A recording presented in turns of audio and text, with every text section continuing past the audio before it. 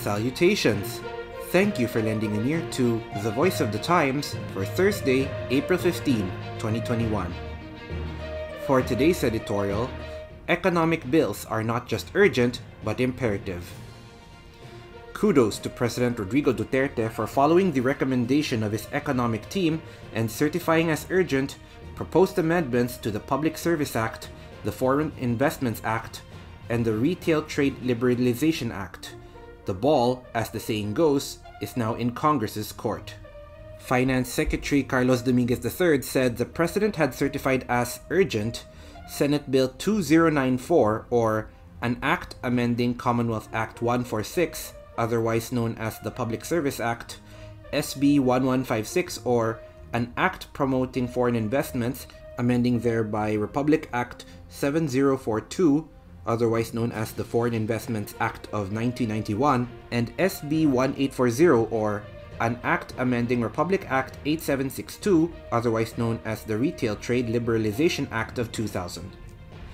In a letter to Senate President Vicente Soto III on April 12, Duterte said the passage of the measures will address the immediate and continuing need for legislative reforms to provide a more conducive investment climate, increase job opportunities, foster more competition, and further spur the country's economic growth, particularly in the wake of the economic downturn brought about by the COVID-19 pandemic.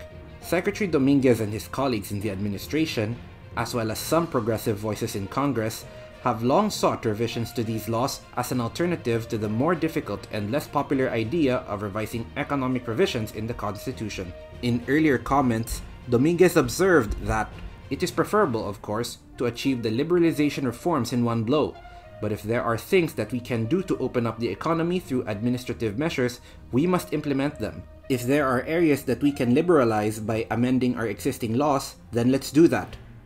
The country should have the flexibility to be able to adjust and maximize economic opportunities as and whenever necessary, he added.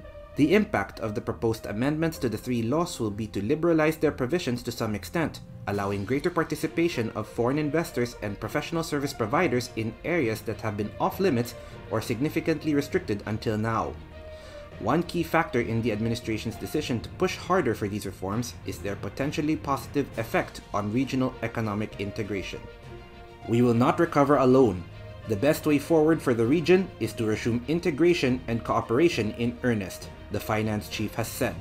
On their own, the liberalization proposals will attract much badly needed new investment to the Philippines, providing opportunities for business and employment growth, and that is enough to make the bills under consideration urgent. With the Philippines needing greater cooperation from its peers in the ASEAN in both economic and political matters, however, the proposed changes become imperative.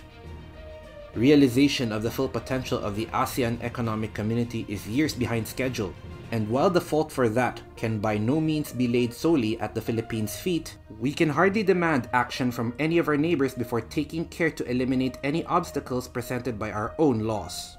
In terms of persistent issues such as cross-border professional practices, financial market linkages, and multi-country business operations, the proposed amendments contribute a great deal to the resolution of some remaining questions and, very likely, will encourage our ASEAN counterparts to accelerate their own reform efforts.